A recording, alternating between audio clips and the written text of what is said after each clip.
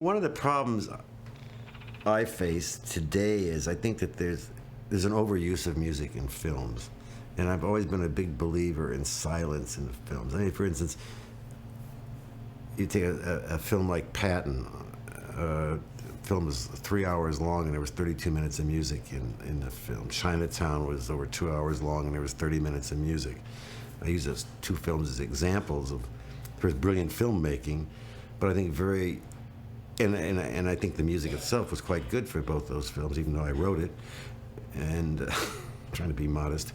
But I think that the reason that both those scores have been sort of classified as some of my best work is because of the judicious spotting of it and waiting for the right moment for the music to appear, and then allowing certain scenes to play by themselves.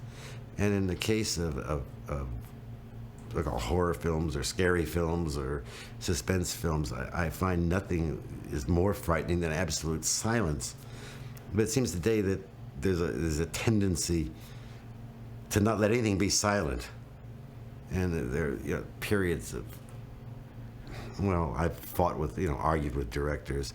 Let the scene play, and let's wait for the appropriate moment and then bring the music in, or let's take the music out. I think that in the overall plan that silence should be part of the score.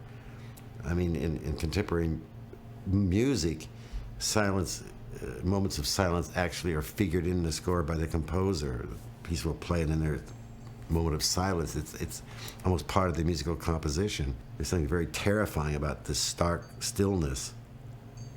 And in the first Alien, there were many moments that were just subtle sound and no music whatsoever. Jonesy. Jonesy. I remember the scene towards the end of the picture when the monster was looking at Sigourney Weaver, and it was lustfully he was looking at her and sort of drooling. I had scored that scene twice. The first time I played it very frighteningly and Ridley quite saying, no, he wanted something that was more sensuous. And I thought he was nuts, but then I realized what he wasn't. He was absolutely right in what he wanted, so I went that direction. And I thought, I thought the music, worked very well.